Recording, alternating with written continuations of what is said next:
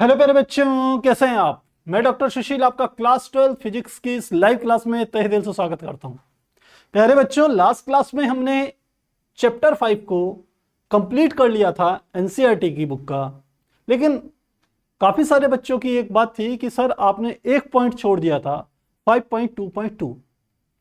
तो वो जिस भी कारण से हो सकता है उस दिन क्लास स्किप होगी हो किसी कारण से, तो वो पॉइंट हमारा छूट गया। तो आज उस पॉइंट को खत्म कर रहे हैं, साथ ही कोशिश करेंगे एनसीईआरटी के 2 एग्जांपल्स को कराने की।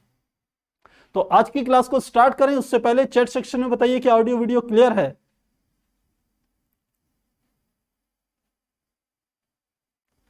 हिमांशु कटियार तो कुछ और ही फ्री फायर की बात कर रहे हैं। बेटा कुछ पढ़ाई की बातें कर लो।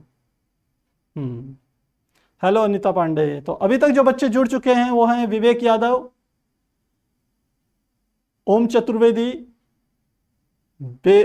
बेहराम, क्या नाम रखते हैं, Indian Vishnu, mister devil gamer, Shivam Verma, Atul Kushwaha, Roshan Roy, Ankur Kushwaha, sorry, Sandeep, Shoaib Khan, Shivam Verma, Chetan Swaroop Mishra, विकास, लोकेश, नारायण।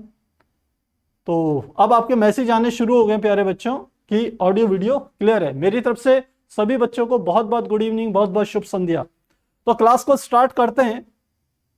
तो हमारा जो टॉपिक है वो है क्षण चुंबक का एक धारावाही परिनलिका की तरह व्यवहार। इस टॉपिक को समझिए, टॉपिक क्या कहना चाह रहा है। ये टॉपिक कह रहा है कि जब आप एक परिनलिका लेते हैं तो और यदि वो धारावाही हो, उसमें धारा बह रही हो, तो वो बिल्कुल वैसे ही व्यवहार करेगी जैसे कि एक क्षण चुंबक करती है, एक बार मैग्नेट करती है। तो दोनों की सिमेट्री को देखते हैं हम। यदि एक परिनलिका ले रहे हैं, सबसे पहले मैंने क्या लिया, एक परिनलिका। तो किस प्रकार से होती है परिनलिका, इस तरीके से मैंने बनाई, इस तरीके से इसमें फेरे हैं, ये एक फेरे बना दिए, और इसमें क्या है, ये धारावाही है। ये क्या है, धारावाही, धारावाही परिनलिका है, विद्युत धारा प्रवाहित हो रही। और यहां पर मैं एक लिख लेता हूं, दंड चुंबक, दंड चुंबक, या क्षण चुंबक लिख लीजिए, टाइटल में क्षण है तो क्षण चुंबक लिख लीजिए, क्षण चुंबक। इसको मैंने इस तरीके से बना दिया। इसके भी कोई पोल ले लीजिए, नॉर्थ और साउथ पोल। ये क्या कह रहा है कि एक परिनलिका जिसमें धारावाही धारा, विद्युत धारा प्रवाहित हो रही है, ये बिल्कुल एक दूसरे के इक्वल हैं, इन दोनों में कोई भी अंतर नहीं। ये टॉपिक हमें ये समझाने की कोशिश कर। अब इस चीज को प्रूफ कैसे किया जाए, इस चीज को प्रूफ करने का जो इस टॉपिक में मेथड बताया है वो यह है कि आपने जैसे एक क्षण चुंबक के अक्षीय स्थिति पर चुंबकीय क्षेत्र की तीव्रता को ज्ञात किया था, ठीक वैसे ही आप एक परिनलिका की अक्ष पर चुंबकीय क्षेत्र की तीव्रता को ज्ञात कीजिए। यदि दोनों के परिमाण समान आ जाएं तो निश्चित रूप से जो परिनलिका है वो एक क्षण चुंबक की भांति ही व्यवहार कर रही। अब आपको लेकिन यह पता होना चाहिए कि आखिर इस क्षण चुंबक की अक्ष पर चुंबकीय क्षेत्र की तीव्रता क्या होती है। तो यदि क्षण चुंबक मैं लूं तो इसकी जो अक्ष होती है, बिल्कुल मध्य की अक्ष, इसके किसी बिंदु P पर चुंबकीय क्षेत्र की तीव्रता का सूत्र होता है B = μ0/4π, और ये होता है 2m, यहां कैपिटल M ले रहे हैं, 2m/, यहां से इसके मध्य बिंदु से लेकर के यहां तक की दूरी यदि r है तो यहां पर क्या आ जाएगा, r3। तो यही डेरिवेशन, यही एक्सप्रेशन यदि आप इस धारावाही परिनलिका को लेके इसकी अक्ष पर कोई बिंदु लेकर के प्रूफ करते हैं तो आप सिद्ध कर लेंगे कि एक धारावाही परिनलिका एक दंड चुंबक की भांति व्यवहार करती है। लेकिन ऐसा करने के लिए आपको कुछ बेसिक बातें पता होनी चाहिए। बेसिक बातें क्या पता होनी चाहिए कि आपको यह पता होना चाहिए कि एक जो वृत्ताकार एक लूप ले तो वृत्ताकार लूप एक चुंबक की भांति व्यवहार करता है, और हमने एक धारावाही यदि एक लूप ले जो कि हमने कहा एक चुंबक की भांति व्यवहार करता है, तो उसके केंद्र से गुजरने वाली अक्ष पर चुंबकीय क्षेत्र की तीव्रता को ज्ञात किया था चैप्टर 4। यहां उस डेरिवेशन का इस्तेमाल होगा। तो यदि आपको वो डेरिवेशन आपने करा हुआ है तो आप आसानी से इस डेरिवेशन को कर पाएंगे, और यदि आपने वो डेरिवेशन नहीं करा हुआ है तो आपको जाकर के एक बार उस डेरिवेशन को देखना पड़ेगा। क्योंकि यदि आप ऐसा समझेंगे कि हम पहले यहां पर वो डेरिवेशन करवाएं फिर इस डेरिवेशन को कराएं, तो इस क्लास की जो लेंथ हो जाएगी वो 1.5 घंटे 1.25 घंटे से ज्यादा पहुंच जाएगी। तो ऐसा पॉसिबल नहीं है। मैं बताऊंगा आपको वो कौन सा डेरिवेशन, आप जाके देखिएगा, बड़े आसानी से आप उसे कर पाए। तो फिलहाल इस डेरिवेशन को करने के लिए हमें एक थीम लेनी पड़ेगी। थीम क्या लेनी है? सबसे पहले मैंने कहा एक जो धारावाही चालक ले रहे हैं, जैसे हमने यहां पर ये एक परिनलिका ली, ये क्या है हमारी एक परिनलिका है ये, और ये क्या है एक क्षण चुंबक है। तो इस परिनलिका के एकांक हम कह सकते हैं आयतन में जो फेरों की संख्या है वो आपने ले ली। तो लिख लेते हैं, माना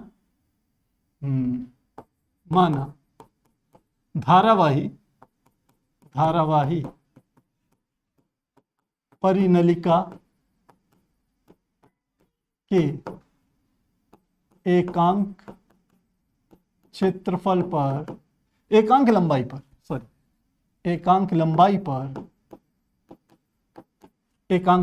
पर फेरों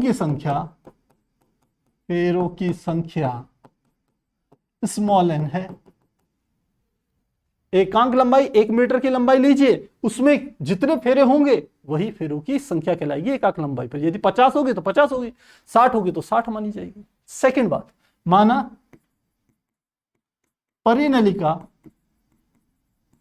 परिनलिका के एक तार में, या प्रत्येक तार लिख लेते हैं कि प्रत्येक तार में आई धारा प्रवाहित हो रही है।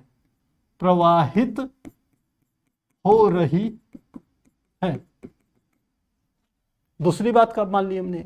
तीसरी इंपॉर्टेंट बात क्या मानी है कि माना परिनलिका की लंबाई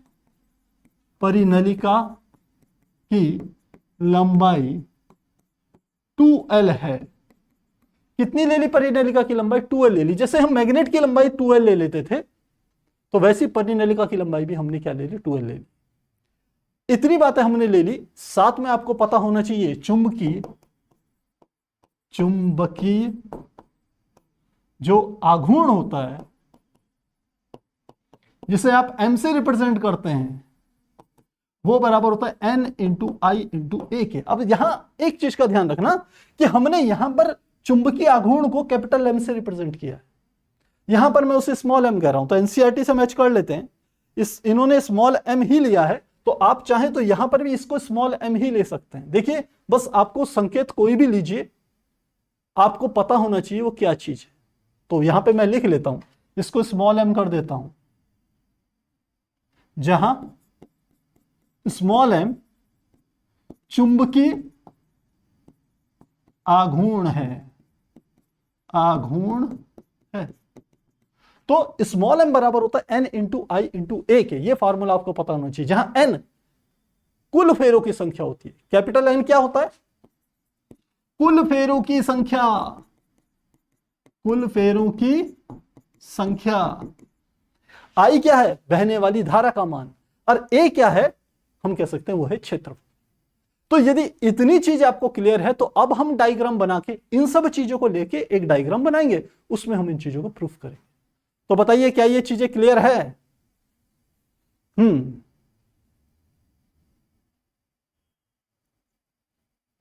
बच्चों, क्या ये बातें क्लियर है?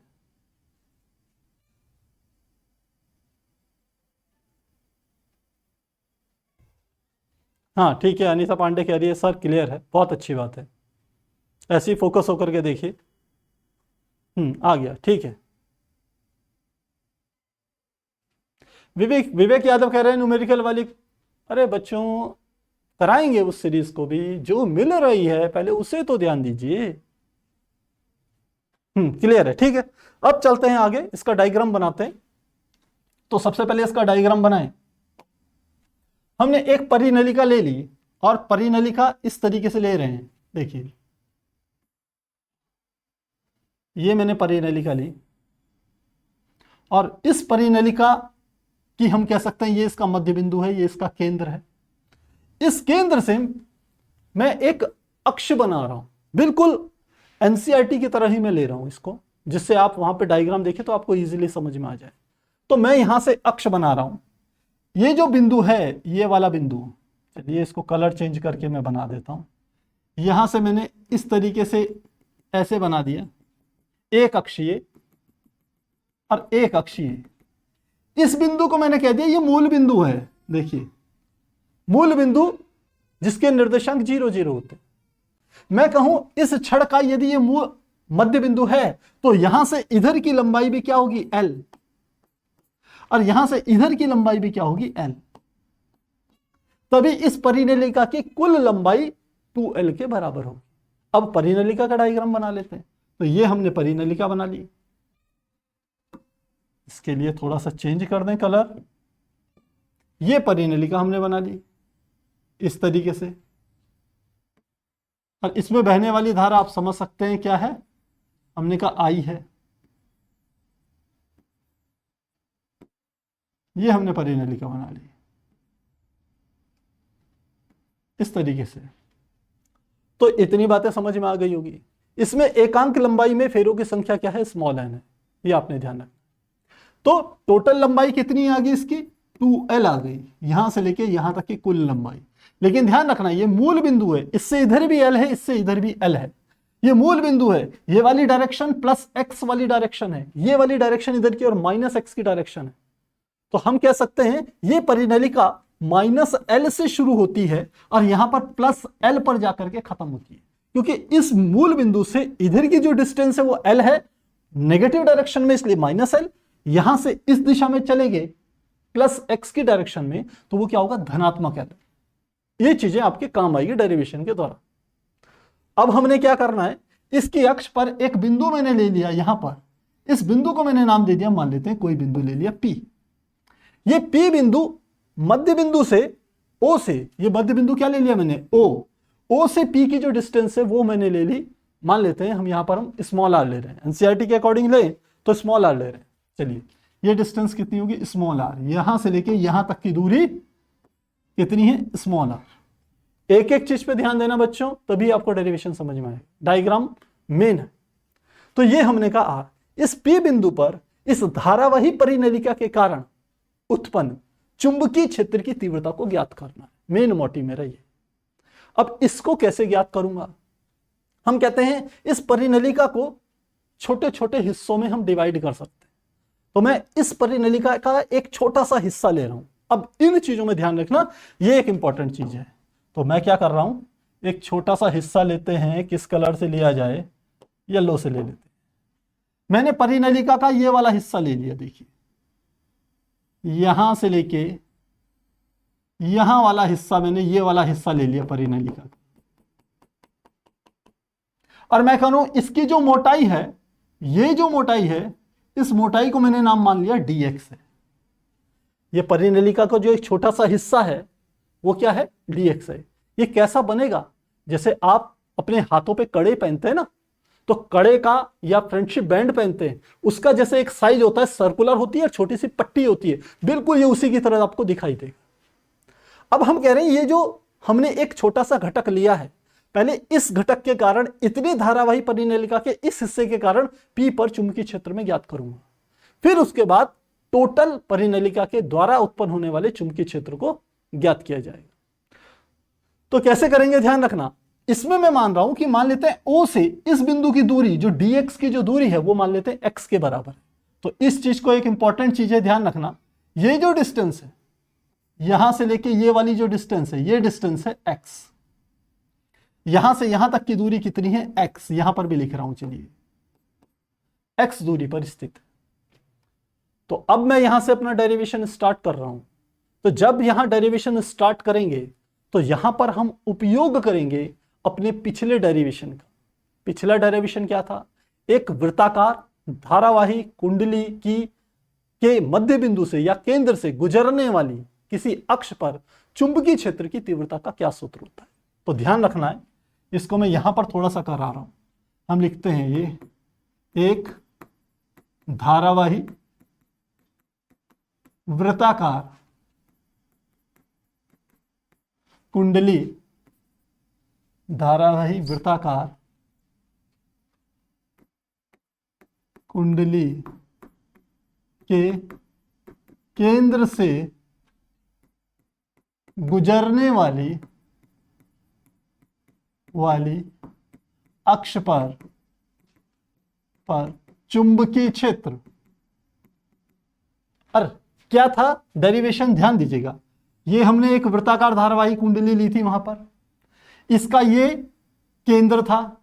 वहां पर हमने यहां से लेके यहां तक की जो दूरी ली थी, इस दूरी को मैंने मान लिया था ये दूरी वृत्त की त्रिज्या थी r। और यहां से इसके केंद्र से यहां तक हम चले और यहां पर एक बिंदु ले लिया था मैंने P। इसके केंद्र O से लेके P तक की जो डिस्टेंस थी वो थी डिस्टेंस x डिस्टेंस थी। तब हमने कहा कि केंद्र O से x डिस्टेंस पर कोई बिंदु P है और इसमें कोई धारा प्रवाहित हो रही है, धारा की जो भी हमने डायरेक्शन ली होगी, ऐसे ऐसे ले लेते हैं। तो P बिंदु पर चुंबकीय क्षेत्र कितना निकला था वो मैं आपको बता।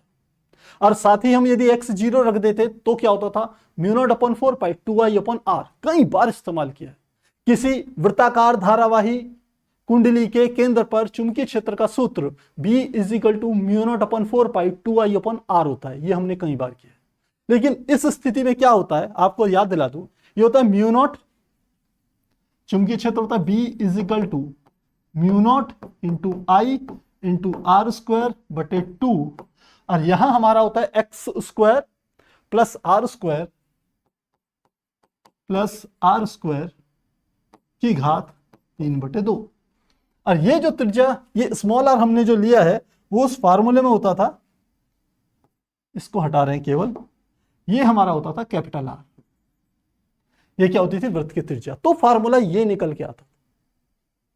अब इसी फार्मूले का यहां पर इस्तेमाल करना है। आप कहेंगे कि सर क्यों करें इस्तेमाल इसका, तो देखिए इसका रीजन है, ये हमने केवल एक तार लिया, उसको मोड़ करके एक वृत्त बना दिया। थ्योरेटिकली वृत्त बनेगा, आप जानते हैं, अदरवाइज दो तार तो कहीं निकल के जाएंगे, एक से धारा अंदर जाएगी, दूसरे से बाहर आएगी। तो इसके केंद्र से x दूरी पर स्थित किसी बिंदु P पर चुंबकीय क्षेत्र क्यों उत्पन्न होगा, क्योंकि जब किसी चालक में धारा बहती है तो वहां एक चुंबकीय क्षेत्र उत्पन्न होता है। यह धारा का चुंबकीय प्रभाव कहलाता है। तो P बिंदु पर जो चुंबकीय क्षेत्र थे वो हमने ऐसे निकाल लिया। लेकिन ये क्या था, सिंगल तार था, एक सिंगल तार के कारण। तो यदि इसी तार में हम n फेरे लगा दें तो सूत्र हमारा क्या बन जाता था, हम लिखते हैं यदि फेरों की संख्या n हो तो क्या हो जाएगा फार्मूला, ये हो जाएगा B = μ0, साथ में बीच में आ जाता है n × I × r² बटे 2 × x² + r² की घात 3/2। तो इस वाले डेरिवेशन से हमने ये मान निकाला था, ध्यान दीजिएगा। साथ में वहां पर आपको बताया भी था, यदि ये x की डिस्टेंस 0 हो जाए तो इसी वृत्ताकार धारावाही कुंडली के केंद्र पर जो चुंबकीय क्षेत्र होता था μ0/4 पाई 2I/r, जो इसमें x को 0 रखने पर आपको मिल जाता है। इतनी बात आपको समझ में आनी चाहिए, तभी आप इस डेरिवेशन में आगे बढ़ेंगे। तो क्या इतनी बात समझ में आ रही है बच्चों? एक इंपॉर्टेंट डेरिवेशन है, इसलिए इतनी मेहनत कर रहे हैं आप लोगों के साथ। आप फोकस होकर के समझेंगे तभी समझ में आएगा। क्या यहां तक क्लियर है? कोई डाउट है किसी के मन में? ठीक है, अनीता पांडे कह रही है क्लियर है, बहुत अच्छी बात है। अभिषेक कह रहे हैं क्लियर है, बहुत बढ़िया बात है। हिमांशु फॉर्मूला लिख रहे हैं, ठीक है ठीक है, बहुत बढ़िया बात, ठीक है हिमांशु। वो काफी सारे बच्चे लिख रहे हैं, फॉर्मूला लिख रहे हैं, ठीक है। तो ये इस डेरिवेशन का हम यूज करेंगे। अब देखिए इसको यहां इंप्लीमेंट कैसे करना है, मेन बात ये है। देखिए इस छोटे से घटक के कारण जो चुंबकीय क्षेत्र होगा, वो चुंबकीय क्षेत्र को मैं dB से रिप्रेजेंट करूंगा। तो लिखते हैं dx परिनलिका के, पहले लिख लेते हैं, परिनलिका के dx घटक द्वारा P पर, इस P बिंदु पर, P पर चुंबकीय क्षेत्र और चुंबकीय क्षेत्र को मैं किससे रिप्रेजेंट कर रहा हूं, इसे क्योंकि सूक्ष्म घटक है dx, इसलिए ये ले रहा हूं db, ये db घटक मैंने ले लिया। अब हमने यहां सब चीजें ले ली, इस परिनलिका की त्रिज्या नहीं ली, जो हमने यहां r ली थी वैसे यहां पर भी एक त्रिज्या लेनी पड़ेगी। तो एनसीईआरटी ने यहां पर जो त्रिज्या ली है उसे a से रिप्रेजेंट किया है, यहां से लेके यहां तक की जो त्रिज्या है वो क्या है, a। तो अब इसी चीजों को हमने इस फार्मूले में लगाना है। तो db बराबर क्या होगा, फार्मूले में सबसे पहले ऊपर म्यू नॉट, तो पहले लिख लेंगे म्यू नॉट, db का मान म्यू नॉट। अब आ गई धारा I। अब इस फार्मूले की जगह इस वाले फार्मूले का हमने यूज करना। तो सबसे पहले आता है n का मान क्या होगा। देखिए n यहां पर है कुल फेरों की संख्या। अब इस dx लंबाई में कुल फेरे कितने होंगे, ध्यान रखो इस बात का। तो यहां मैं लिख रहा हूं dx लंबाई में कुल फेरे जो कैपिटल N है वह बराबर होगा n, यानी कि एकांक लंबाई में फेरों की संख्या गुणा इसकी ये लंबाई कितनी है dx, ये इसके बराबर क्या आ जाएगा dx। एकांक लंबाई में यदि 10 फेरे हैं और इस dx का मान यदि 2 मीटर है तो 10 गुणा 2 यानी कि 20 फेरे हो जाएंगे। तो ये कॉन्सेप्ट यहां पर काम करेगा। तो आपने कैपिटल N की जगह n गुणा dx लिखना है इस वाले डेरिवेशन में। तो क्या आया, म्यू नॉट की जगह म्यू नॉट, n की जगह n इंटू dx, तो क्या लिख लेंगे, साथ में आ जाएगा n इंटू dx। तो n की वैल्यू लिख ली। बहने वाली धारा का मान तो I है तो हम I ही लिख रहे हैं।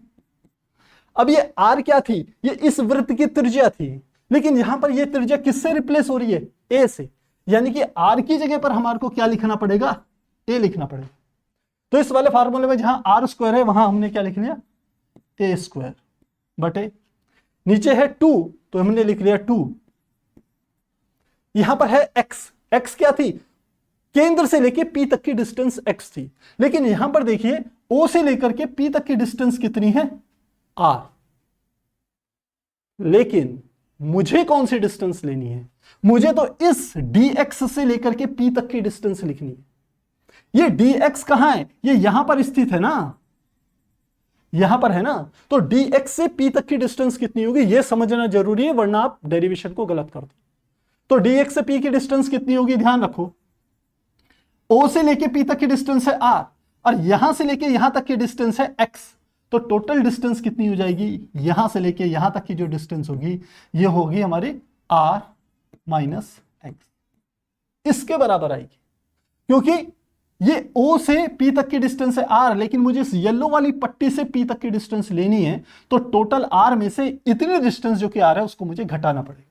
तो यानी कि जो यहां पर X है वो यहां पर क्या आ जाएगा, R माइनस एक्स। तो लिखेंगे इस फॉर्मूले में जो X था वो अब किस में परिवर्तित हो गया, R माइनस एक्स में परिवर्तित।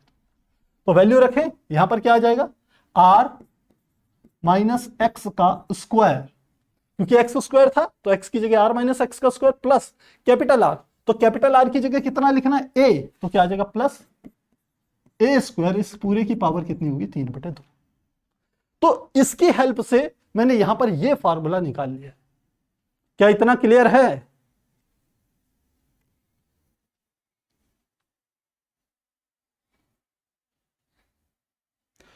देखिए राज, अब यहां पर अगर हम और बातों को डिस्कस करेंगे तो ये अपने आप में एक लंबा डेरिवेशन है, ये यहां पे सॉल्व नहीं होगा बेटा।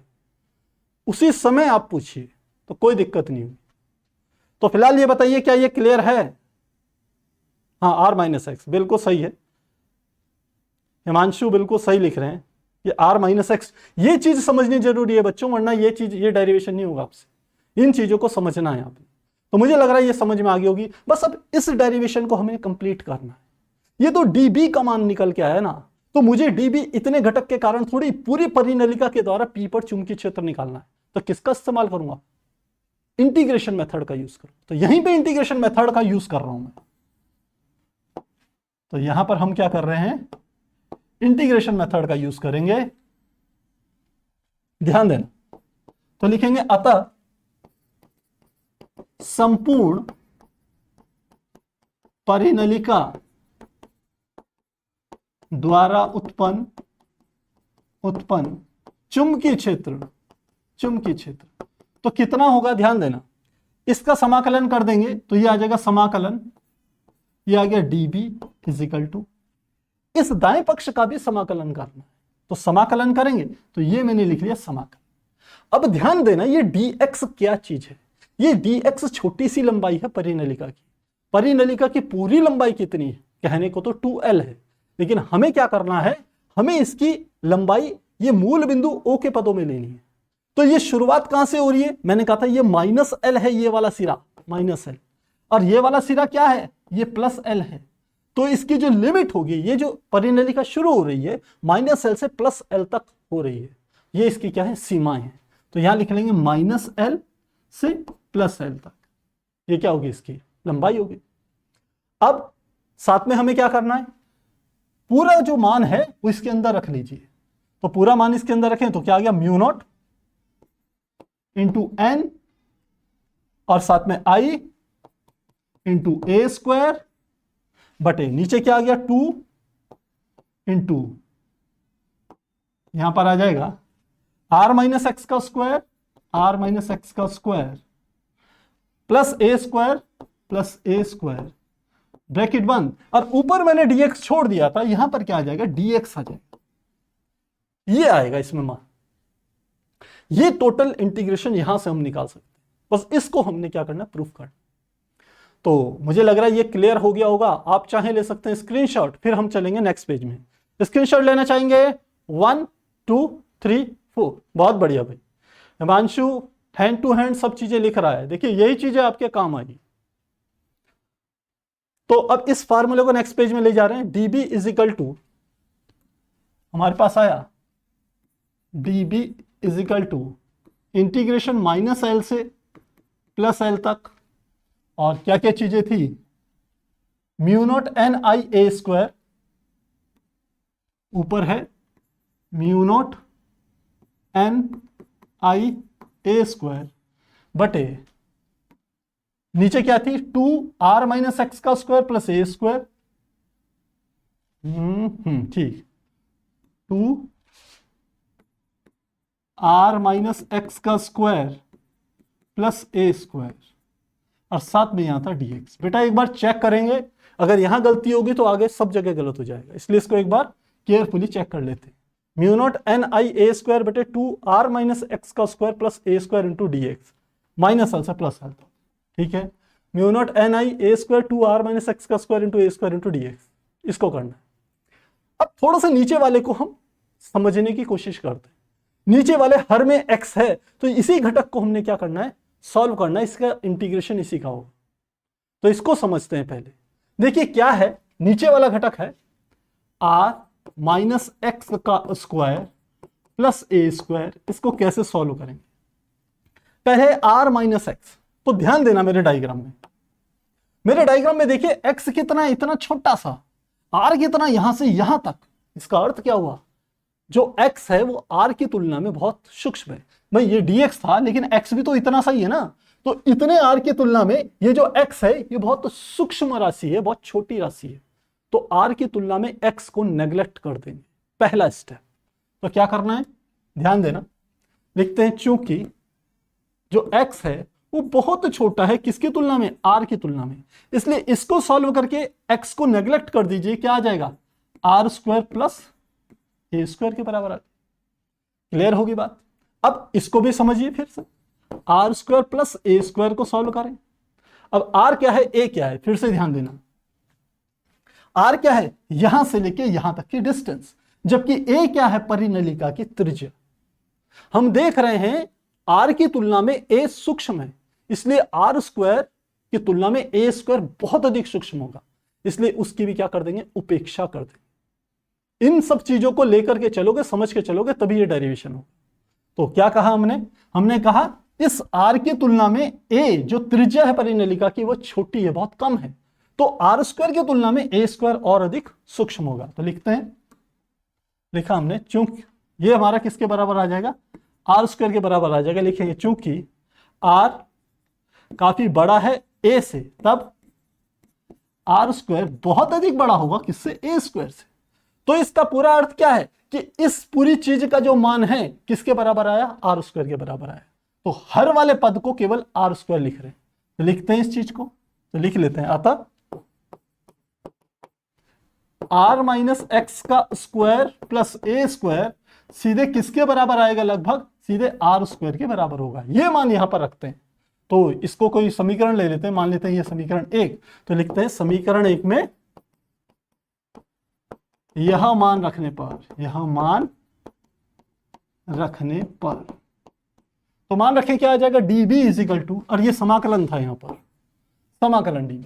तो db का समाकलन करेंगे तो पूरा चुंबकीय क्षेत्र आ जाएगा b, और ये आ जाएगा समाकलन माइनस एल से प्लस एल तक। ये आ जाएगा mu naught into N into I into A square बटे नीचे आ गया 2, और इस पूरे पद की जगह कितना लिखना है? केवल आर स्क्वायर लिखना है। तो क्या आ जाएगा? आर स्क्वायर, और साथ में हमारा क्या आ गया यहां पर? dx। अब देखिए इस पूरे पद में x नहीं है, तो ये अचर राशि है, ये इंटीग्रेशन से बाहर आएगी। तो क्या आ जाएगा? Is equal to mu naught N I A square बटे 2r स्क्वायर, यहां समाकलन माइनस एल से प्लस एल तक, और इसे क्या लिख लेंगे? dx। तो dx को क्या लिख सकते हैं? कोई चर नहीं है तो x की घात 0 तो लिखा जा सकता है। ऐसा तो कर ही सकते हैं ना, क्योंकि x की घात 0 का मान 1 होता है, तो 1 तो यहां पर होगा ही होगा। तो अब इसमें सूत्र लगाते हैं। हम लिखते हैं सूत्र हमारे पास होता है समाकलन x की घात n इंटू डी एक्स बराबर होता है x की घात n प्लस 1 बटे n प्लस 1। तो मैं यहां अलग से निकाल रहा हूं इसी को। x की घात यदि 0 है इंटू डी एक्स है तो मान क्या निकल के आएगा? यह आ जाएगा x की घात 0 प्लस 1 बटे नीचे भी क्या आएगा? 0 प्लस 1। तो ऊपर आ गई x की घात 1 यानी कि x, और नीचे आ गया 1 यानी कि क्या आ गया? ये x के बराबर। तो इस पूरे का समाकलन x आया। मैंने यहां पर ये चीज प्रूफ करके आपको बताई। बस ये मान यहां पर रख लेते हैं, पुट कर लेते हैं। तो क्या आ जाएगा? b इज इक्वल टू, यह आ गया mu naught into N into I into A square बटे नीचे आ गया 2 इंटू आर स्क्वायर, और इसको पूरा सॉल्व करके कितना आया? x। तो यहां लिख लिया x। अब समाकलन की लिमिट्स लगाएंगे माइनस एल से प्लस एल तक। मुझे लग रहा है आसान है, आपको समझ में आ गया हो। समाकलन की लिमिट पहले ऊपर की लिमिट लगानी है, फिर माइनस का निशान, फिर नीचे की लिमिट लगानी है। तो लगाते हैं। तो b is equal to mu naught N I A square बटे 2r square, upper limit x की जगह l, लोअर लिमिट माइनस, और फिर ब्रैकेट में लिखेंगे माइनस l। तो माइनस की माइनस में गुणा होगी, क्या हो जाएगा? प्लस हो जाएगा। तो ये टोटल कितना निकल के आया? 2l निकल के आया। तो क्या लिखेंगे? इसे लिख लेंगे b इज इक्वल टू, यह आ गया म्यू नॉट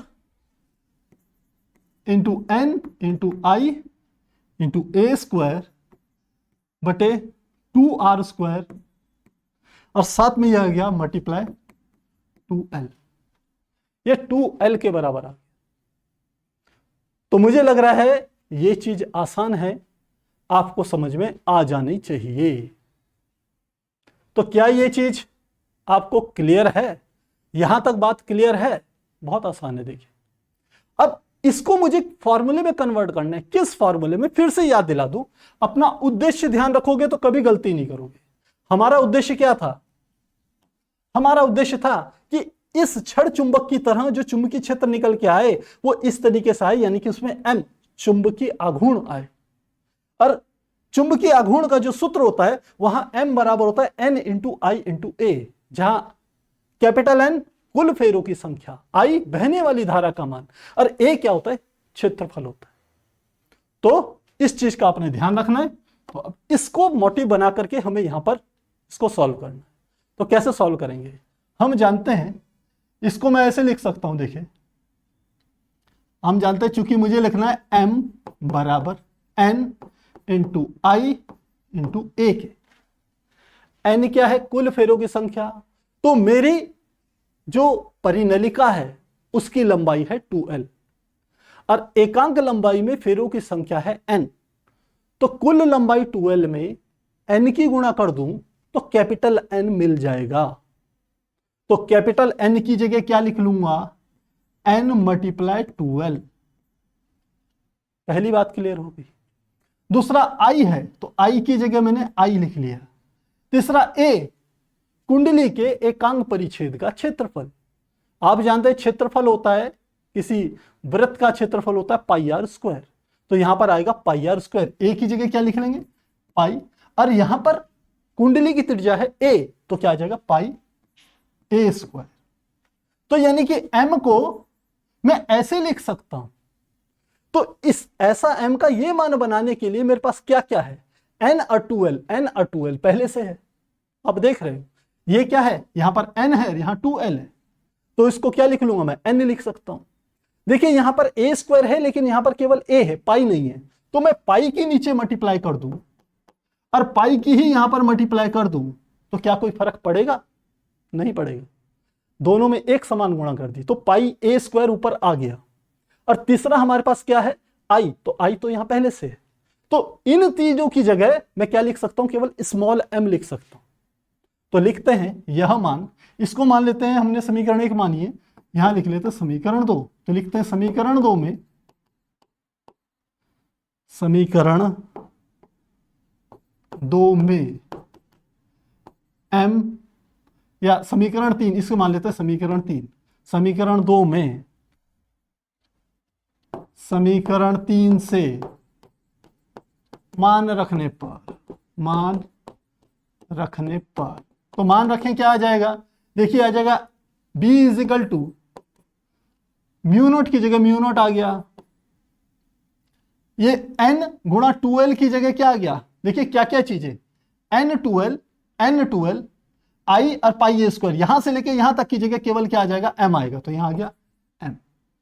अब नीचे की ओर हमारा क्या आ जाएगा, नीचे हमारा आ गया ये 2 और r स्क्वायर। देखिए एक गलती कर दी हमने, गलती क्या करी है अभी मैं बताता हूं। देखिए हमने एक गलती यहां ये करी है, देखिए ये था ना हमारे पास, इसकी पावर यहां पर थी 3/2 डेरिवेशन में, देखिए यहां पर भी छूट गई, ये यहां पर ये घात थी 3/2, तो यहां पर आएगी घात 3/2।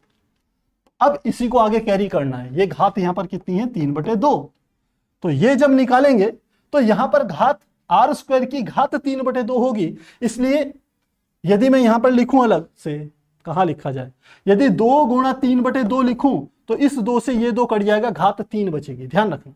तो ये चीज मैं यहां पर कर रहा हूं, वरना मैंने कहा था ये डेरिवेशन दिक्कत करेगा।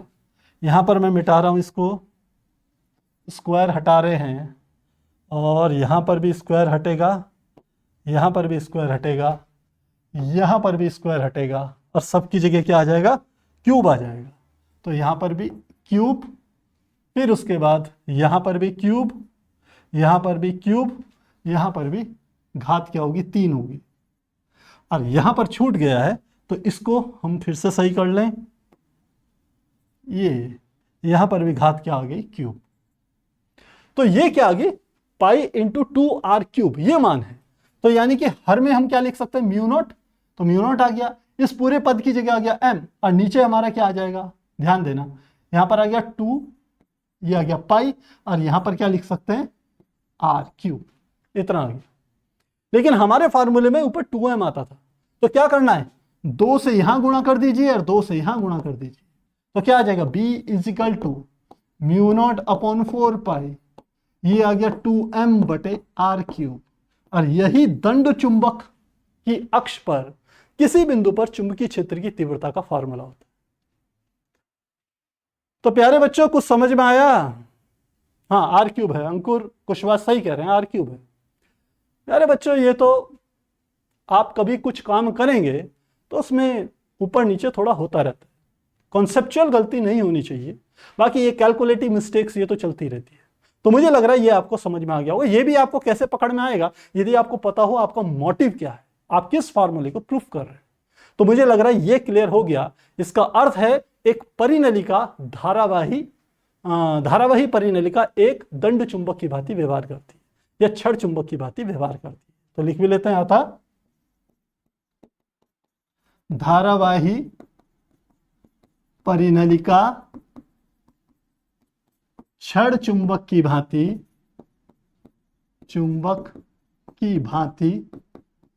व्यवहार करती है, तो यहां पर हमने इस चीज को क्या कर लिया, प्रूफ कर लिया। तो क्या ये क्लियर है? सर x की जगह कुछ न लिखे तो कौन से वाले x की जगह? इस वाले x की जगह? नहीं बेटा नहीं। देखिए आपको जो भी लेकर के चलना है वो डायग्राम से लेकर के चलना है। किसी भी चीज को प्रूफ करने का एक हम कह सकते हैं सिस्टमेटिक मेथड है। यदि आप x को छोड़ देंगे तो काफी चीजें फिर वहां गड़बड़ा जाएगी। तो फिलहाल यही सीक्वेंस यूज करना जो हम आपको बता रहे हैं। ठीक है, बहुत बढ़िया। बाकी सब बच्चों ने फॉर्मूले भी लिख लिए हैं, क्लियर है, बहुत बढ़िया बात है। हाँ अंकित, चलिए आगे चलें। अब स्क्रीनशॉट लेना चाहेंगे, स्क्रीनशॉट लेंगे। 1 2 3 4। अब चलते हैं आगे, थोड़ा सा टाइम बचा है, इसमें थोड़े से न्यूमेरिकल सॉल्व कर लें। काफी अच्छा न्यूमेरिकल है 5.10। इसके अनुसार एक परिनलिका की क्रोड में भरे पदार्थ का आपेक्षिक चुंबकशीलता, आपेक्षिक चुंबकशीलता को हम रिप्रेजेंट करते हैं म्यू आर से। ध्यान रखना ये कितनी दी है? 400, और इसकी कोई यूनिट नहीं होती। परिनलिका विद्युतीय रूप से पृथक फेरों में 2 एम्पियर की धारा बह रही है, यानी कि धारा आई का मान भी आपको दे दिया। ये कितना दे दिया? 2 एम्पियर। सेकंड बात, यदि इसकी प्रति 1 मीटर लंबाई में फेरों की संख्या 1000 है, यदि एकांक लंबाई में फेरों की संख्या दी है, यानी कि 1 मीटर लंबाई में फेरों की संख्या दी है, तो ये स्मॉल एन है। तो स्मॉल एन का मान हमको दे दिया बराबर कितना है? 1000। तो सबसे पहले H, फिर B पार्ट में M, फिर C पार्ट में B, और चौथे में चुंबककारी धारा IM की गणना कीजिए। तो क्या क्या चीजें समझिएगा। सबसे पहला आ रहा है ए पार्ट। ए पार्ट में H के मान को निकालना है। देखिए H होता क्या है, ध्यान दीजिए। हमारे पास एक फार्मूला होता है B naught is equal to mu naught N I. इसको हम B naught is equal to mu naught into H भी लिख लेते हैं, ध्यान देना। तो यहां से पता चलता है H बराबर किसके होता है? N इंटू आई के बराबर। तो बस ये आपको फार्मूला यूज करना है यहां पर, H बराबर एन आई। तो H बराबर N का मान कितना दिया है? 1000। I का मान कितना दिया है? 2 एम्पियर। तो कितना आ गया? सीधे 2000 हमारे पास ये मान निकल के आ गया। देखें, देख भी लेते हैं प्यारे बच्चों, क्योंकि डाटास बहुत बार गलत आ जाते हैं हमारे यहाँ पर आंकड़े लिखे हुए, तो इसके कारण भी दिक्कत होती है। ठीक है, बिल्कुल 2 गुणा 10 की घात 3 दे रहा है, लेकिन वो 2000 के इक्विवेलेंट है, और साथ में हम मात्रक लिख सकते हैं एम्पियर पर मीटर। तो एक चीज हमने यहां पर निकाल दी ए। अब सीधे बी में एम का मान थोड़ा हम बाद में निकालेंगे, उससे पहले हम बी निकालेंगे, क्योंकि पहले बी की हमें आवश्यकता पड़ेगी। तो सी पार्ट निकाल रहे हैं, और उसमें किसका मान निकालना है? बी का मान हमें ज्ञात करना। अब देखिए बी क्या है, देखें बी क्या चीज है। देखिए हमने चुंबकीय क्षेत्र का ये वाला फार्मूला आपको बताया, ये इसमें जो 0 0 लगा हुआ है, इसका अर्थ है कि जहां पर हम चुंबकीय क्षेत्र ज्ञात कर रहे हैं वो है निर्वात अथवा वायु। लेकिन यदि कहीं पर कोई माध्यम आ जाए, यदि माध्यम आ जाए तो हम फार्मूला लिखते हैं B is equal to mu into N into I. बिल्कुल यही वाला फार्मूला है, ध्यान रखना। लेकिन ये वाला फार्मूला किसके लिए है? निर्वात के लिए। और ये वाला फार्मूला किसके लिए है? किसी माध्यम के लिए। बस इतना ध्यान रखना। तो अब इसका यूज करेंगे, लेकिन आपको माध्यम की चुंबकशीलता नहीं दी है, आपेक्षिक चुंबकशीलता दी है। तो कैसे निकालेंगे? पहले तो इसको मैं ऐसे लिख सकता हूं B is equal to mu, और एन आई की जगह क्या लिख सकते हैं? एन आई बराबर किसके होता है? H के। तो म्यू इंटू एच, पहला का। सेकंड आपको पता होना चाहिए जो म्यू आर होता है वह म्यू अपॉन म्यू नॉट के बराबर होता है। किसी माध्यम की चुंबकशीलता और निर्वात की चुंबकशीलता का जो अनुपात होता है वही आपेक्षिक चुंबकशीलता होती है। तो म्यू का मान निकालिए, mu is equal to mu naught की म्यू आर में गुणा कर देंगे तो mu naught into mu R, ये आ गया। ये मान यहां पर रखना है, तो मान रखें तो क्या आ जाएगा? B is equal to mu की जगह mu naught into mu R into H. अब वैल्यू रख लीजिए, म्यू नॉट का मान कितना होता है? आप जानते हैं म्यू नॉट अपॉन 4 पाई होता है 10 टू द पावर -7। तो म्यू नॉट हो जाएगा 4 pi multiply 10 to the power -7 multiply mu R का मान कितना दिया है? 400 मल्टीप्लाई एच का मान आपने निकाला है 2000 और भी मान रख लीजिए, 4 गुणा पाई का मान 3.14 गुणा 10⁻⁻7 गुणा 400 गुणा 2000, सबको कैलकुलेट करेंगे तो जो b का मान कैलकुलेट करके आएगा, कैलकुलेशन आपको खुद से करनी है, वह हमारे पास निकल के आएगा 1 टेस्ला के बराबर आ जाएगा। यह आ जाएगा 1.0 टेस्ला। ये हमारे पास किसका मान आ गया, b का मान हमें कैलकुलेट हमने कर लिया। अब चलते हैं, ये हमने सी पार्ट करा था, अब हम करेंगे बी पार्ट। बी पार्ट में हमारे को निकालना है कैपिटल एम। अब ध्यान देना कैपिटल एम क्या चीज है। कैपिटल एम इन्होंने लिखा है जिसे हम चुंबकीय तीव्रता कहते थे, चुंबकीय तीव्रता। और हमने अपने डेरिवेशंस में इसको सामान्यतः आई से रिप्रेजेंट किया था, लेकिन यहां आई कहीं करंट के साथ हम कंफ्यूज ना हो जाएं, इसलिए आई की जगह यहां पर किसका इस्तेमाल हो रहा है, कैपिटल एम का इस्तेमाल। अब कैपिटल एम को हम कैसे ज्ञात करेंगे, थोड़ा सा ध्यान देना। ये क्या चीज कह रहा है परिनलिका के बारे में, ये कहता है एक परिनलिका है, ये इस तरीके से परिनलिका है, इसमें धारा प्रवाहित करी तो निश्चित रूप से चुंबकीय क्षेत्र उत्पन्न होगा। यदि बीच में परिनलिका के मध्य में कोई पदार्थ नहीं रखा हुआ है तो जो चुंबकीय क्षेत्र उत्पन्न होगा वो किसके बराबर होगा, B0 बराबर μ0 Ni के। अब मैंने इसके बीच में एक चुंबकीय क्षेत्र, एक चुंबकीय पदार्थ लगा दिया। ये क्या है, एक चुंबकीय पदार्थ। तो जब चुंबकीय पदार्थ को चुंबकीय क्षेत्र में रखते हैं तो उसके अंदर भी एक चुंबकीय क्षेत्र उत्पन्न होता है। लौह चुंबकीय पदार्थों में डोमेन थ्योरी के थ्रू हमने ये बात डिटेल में आपको समझाई। तो अब यहां पर जो परिणामी चुंबकीय क्षेत्र होगा B, वो 2 प्रकार के चुंबकीय क्षेत्र का योग होगा। एक तो यदि ये क्रोड ना होती, ये क्या है, ये क्रोड, ये है चुंबकीय पदार्थ की क्रोड, और इसका चुंबकीय क्षेत्र क्या है, Bm, ऐसे लिख सकते हैं। और एक निर्वात का चुंबकीय क्षेत्र है खाली जगह का, वो क्या है, B0। तो परिणामी चुंबकीय क्षेत्र क्या होगा, ये ध्यान देना। तो लिखते हैं इस पार्ट के लिए, परिणामी चुंबकीय क्षेत्र होगा B = B0 प्लस Bm के बराबर होगा। बताइए ये बात समझ में आ रही है, काफी आसान है। अब इसमें से प्रत्येक के हमने क्या रखने, मान रखने।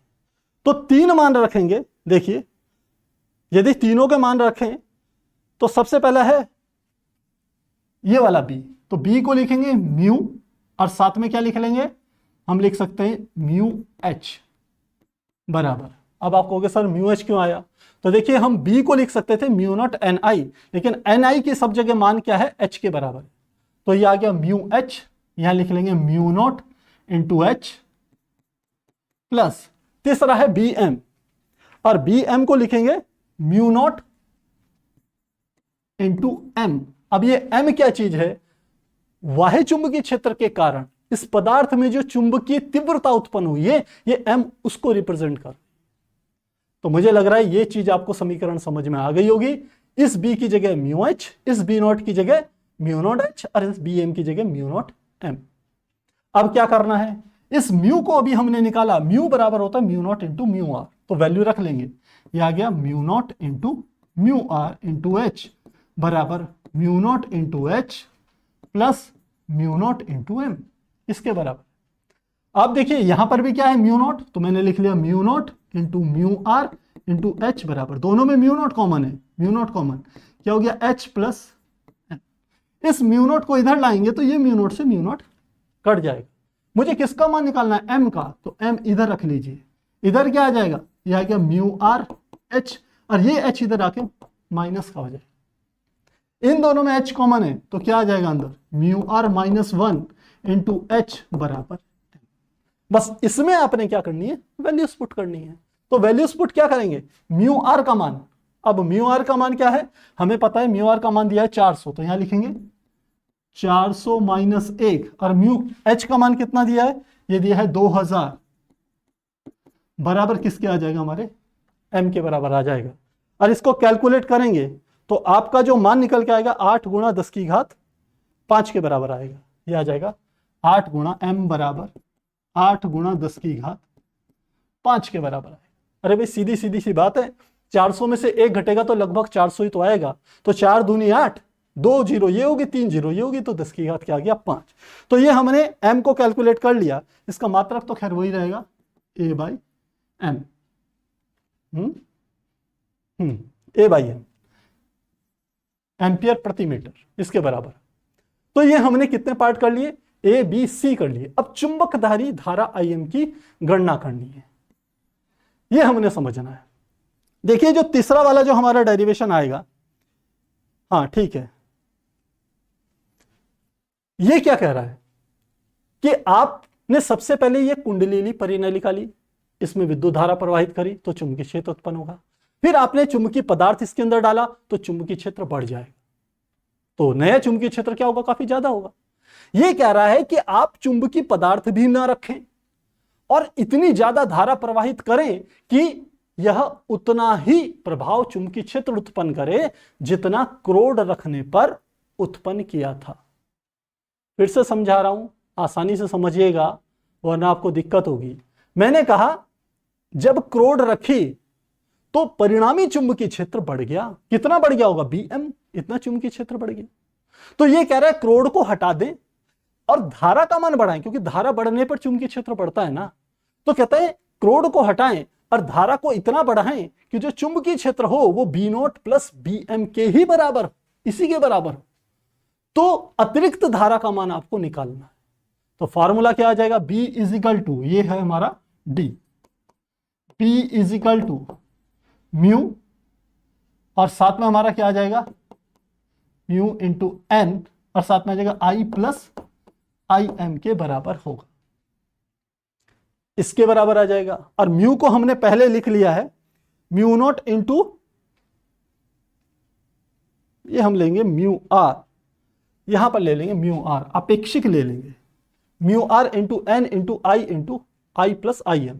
तो बस वैल्यू पुट करनी है। इस B का मान अभी आपने निकाला है, ये है 1 टेस्ला, तो B को लिख लेंगे 1 टेस्ला। म्यू आर का मान कितना दिया है, यह है 400, आपेक्षिक चुंबकशीलता कितनी है 400। N का मान आपको पता है कितना दिया है 1000, और यहां पर निकालना है I प्लस I का मान भी आपको पता है। देखिए I का मान हमने कहीं निकाला था, धारा का मान ये दे रखा है 2 एम्पियर। ये धारा का मान कितना दिया है हमारे को,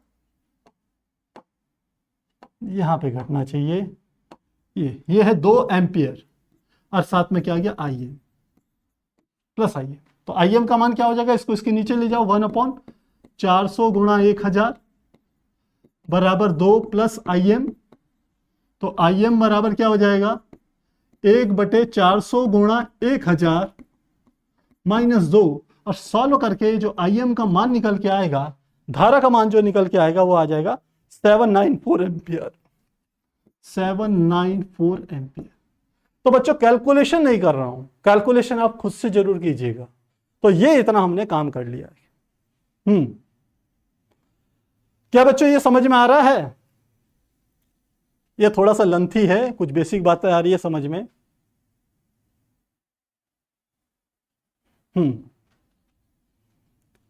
तो मुझे लग रहा है ये क्लियर होगा। स्क्रीनशॉट लेना चाहेंगे, 1 2 3 4, बिल्कुल सही। कैलकुलेशन नहीं कर रहे हैं बच्चों, खुद से कोशिश कीजिएगा, आसानी से हो जाएगी। आगे चलते हैं। अगला एक और है, क्योंकि आज इस चैप्टर को खत्म करना है, 1 घंटा लगभग होने वाला है, 5-7 मिनट 10 मिनट और लगेंगे, चैप्टर पूरा हो जाएगा। क्या कह रहा है कि कोई चुंबकीय पदार्थ, लोहे के कोई डोमेन, आप जानते हैं लोह चुंबकीय पदार्थ में छोटे छोटे हिस्से होते हैं जिसे हम डोमेन कहते हैं। एक डोमेन का साइज दे दिया 10⁻⁻⁴ मीटर। अब यहां पर एनसीईआरटी ने यहां पर गड़बड़ की है, ये 10⁻⁻⁴ नहीं है, ये 10⁻⁻⁶ है। इसको थोड़ा सा समझ लेना। तो हमें क्या दे दिया, डोमेन की भुजा दे दी, यानी कि हमें भुजा बराबर दे दी 10⁻⁻⁶ मीटर, डोमेन की भुजा। घन के रूप में क्या है, घन है। डोमेन में लोहे के परमाणुओं की संख्या, एक क्या ज्ञात करनी है, परमाणुओं की संख्या। अधिकतम संभावित चुंबकीय द्विध्रुव वो कब उत्पन्न होगा, जब किसी चुंबकीय पदार्थ को चुंबकीय क्षेत्र में रखते हैं तो सारे डोमेन चुंबकीय क्षेत्र की दिशा पर यदि अलाइन हो जाएं, संरेखित हो जाएं, तो हम क्या कहेंगे कि यदि संरेखित हो जाएंगे तो उसी समय जो संभावित चुंबकीय क्षेत्र क्या होगा, अधिकतम होगा। तो यानी कि सारे परमाणु उस दिशा में संरेखित होने चाहिए। तो एक परमाणु का जो चुंबकीय आघूर्ण होगा उसको परमाणु की संख्या से गुणा कर देंगे तो ये हमारे पास मैटर आ जाएगा। चुंबकन का मान यानी कि तीव्रता आई, जिसे हम यहां m से रिप्रेजेंट कर रहे हैं, वो भी ज्ञात करना है। 3 चीजें ज्ञात करना। तो क्या क्या दे रखा है साथ में? परमाणविक द्रव्यमान 55 ग्राम पर मोल, यानी कि एक 55 ग्राम में ये परमाणविक द्रव्यमान पदार्थ का बराबर दिया है 55 ग्राम पर मोल। इसका अर्थ है इसके एक मोल जो परमाणु हैं, एक मोल 6.023 10 की घात 23, इतने परमाणुओं का जो भार है वो 55 ग्राम है, पहली बात। दूसरा इन्होंने दिया है घनत्व। अब देखिए घनत्व इसने ग्राम में दे रखा, घनत्व हमें दिया है 7.9 ग्राम पर सेंटीमीटर क्यूब। यह मान लीजिए प्रत्येक लौह परमाणु का चुंबकीय आघूर्ण 9.27 10⁻24 एम्पियर मीटर स्क्वायर, यानी कि स्मॉल m दे दिया। एक परमाणु का स्मॉल m बराबर 9.27 मल्टीप्लाई 10⁻24 एम्पियर मीटर स्क्वायर, इतना दे दिया। तो सबसे पहले क्या ज्ञात करेंगे? सबसे पहले ज्ञात करेंगे परमाणुओं की संख्या। देखिए परमाणु की संख्या कैसे ज्ञात करें, इसके कॉन्सेप्ट को समझिए। एक मिनट। हाँ, तो अब देखिए हम क्या कह रहे हैं कि परमाणुओं की संख्या कैसे ज्ञात करेंगे। आपको पहले यह ज्ञात करना पड़ेगा कि इस पूरे डोमेन में कुल कितने परमाणु हैं। यदि आपको परमाणु की संख्या ज्ञात करनी है तो उसके लिए क्या करना पड़ेगा? घनत्व बराबर होता है द्रव्यमान बटे आयतन। अब एक एक बात पे ध्यान दीजिएगा, चूंकि घनत्व बराबर होता है द्रव्यमान बटे आयतन, टोटल द्रव्यमान में निकाल रहा हूं, बराबर क्या हो जाएगा? घनत्व गुणा आयतन, इसके बराबर हो। अब आयतन कहां से निकालेंगे? एक भुजा दे दी तो घन का आयतन क्या होगा? भुजा की घात 3। तो हमें डोमेन का आयतन पता चल गया 10 की घात 6 की घात 3। तो आयतन कितना आ गया? 10 की घात -6 और इसकी घात 3। ये मीटर में है तो ये भी मीटर में ही आएगा, ध्यान रखना। लेकिन ये जो घनत्व दे रखा है ये हमें दिया है 7.9, इतने ग्राम दिया है, और ये ग्राम पर सेंटीमीटर क्यूब में। एक एक बात पे ध्यान देना, ये किस में दिया है? ग्राम पर सेंटीमीटर क्यूब में। तो हम क्या कर रहे हैं? इस मीटर को भी सेंटीमीटर क्यूब में परिवर्तित कर रहे हैं। तो आप जानते हैं 1 मीटर बराबर होता है 10 की घात 2 सेंटीमीटर, यानी कि 100 सेंटीमीटर। तो 10 की घात 2 की घात 3 करेंगे तो 10 की घात 6 सेंटीमीटर आएगी। तो क्या करना है यहां पर? मल्टीप्लाई 10 की घात 6 करना है। अब ये वाला पूरा का पूरा पद किसमें परिवर्तित हो गया?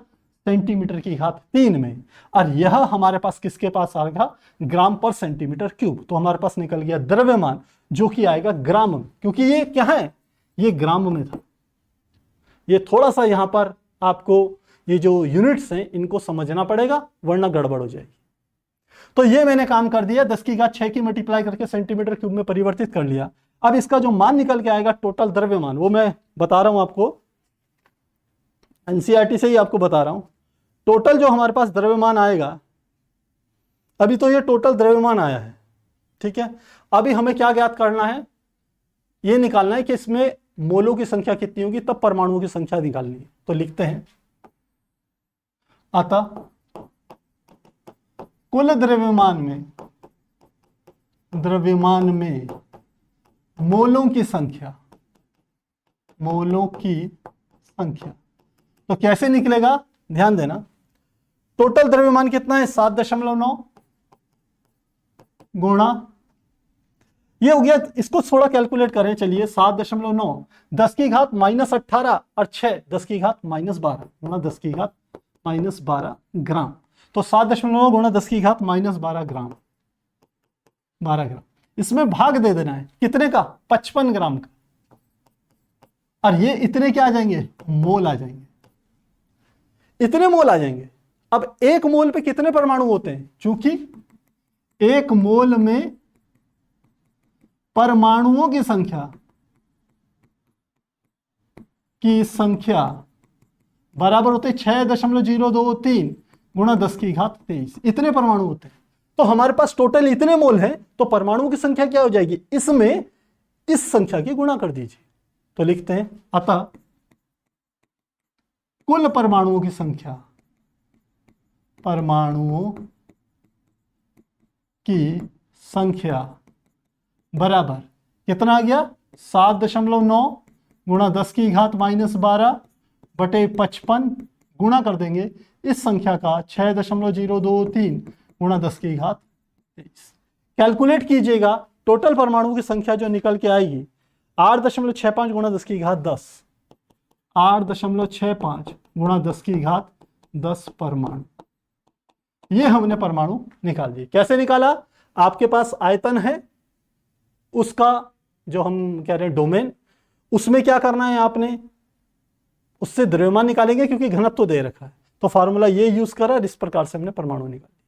अब सेकंड क्या कह रहा है कि अधिकतम संभावित चुंबकीय द्विध्रुव।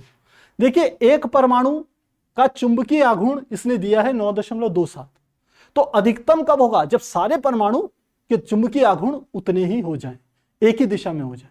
तो लिखते हैं अधिकतम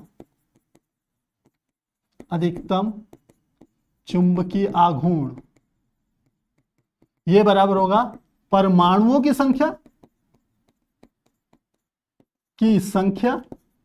गुणा एक परमाणु का चुंबकीय आघूर्ण।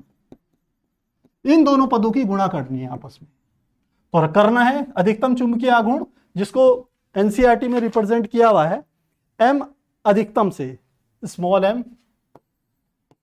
अधिकतम से बराबर कितना आ जाएगा, परमाणुओं की संख्या ये है 8.65 गुणा 10 की घात 10 गुणा एक परमाणु का चुंबकीय आघूर्ण ये दिया है, लौह परमाणु का चुंबकीय आघूर्ण ये दिया है, इसकी मल्टीप्लाई कर देंगे 9.27 मल्टीप्लाई 10⁻24।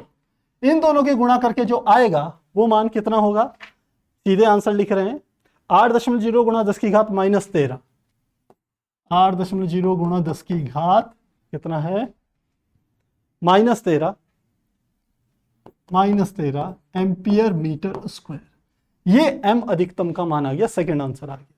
तीसरा क्या चीज निकालनी है हमें, एक चीज और निकालनी है, इसके चुंबकन का मान ज्ञात कीजिए। चुंबकन का मान मतलब चुंबकन की तीव्रता, इंटेंसिटी। तीसरा पार्ट, तो लिखते हैं चुंबकन का मान।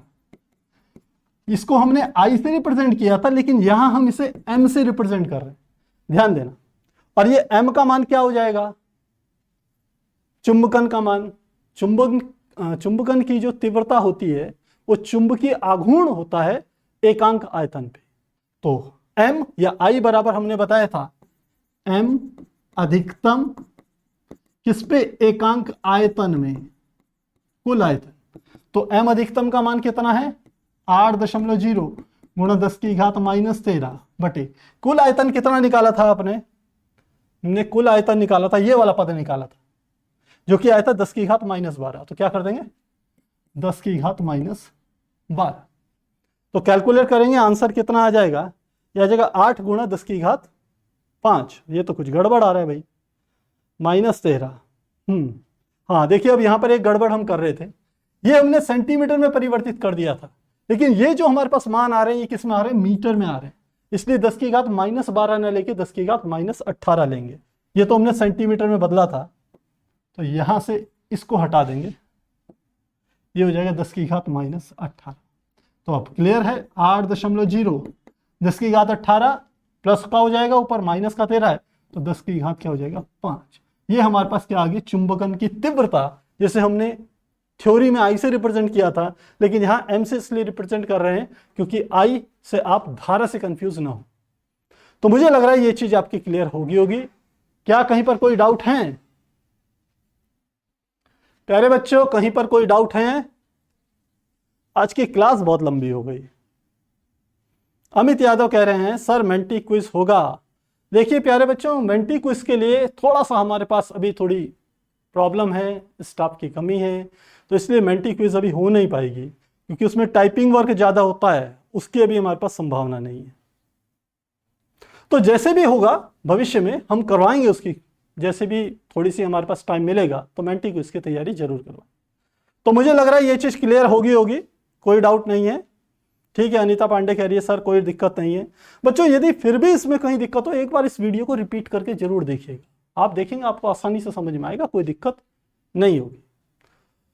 तो मुझे लग रहा है आज की क्लास थोड़ी लंबी हो गई, लेकिन थोड़ा सा आप पेशेंस होकर के इसको देखेंगे तो समझ में जरूर आएगा। तो फिर प्यारे बच्चों मिलते हैं नेक्स्ट क्लास में। आज ये चैप्टर यहां पर होता है खत्म।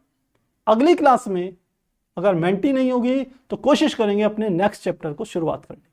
तो फिर मिलते हैं नेक्स्ट क्लास में, तब तक के लिए गुड बाय, गुड नाइट।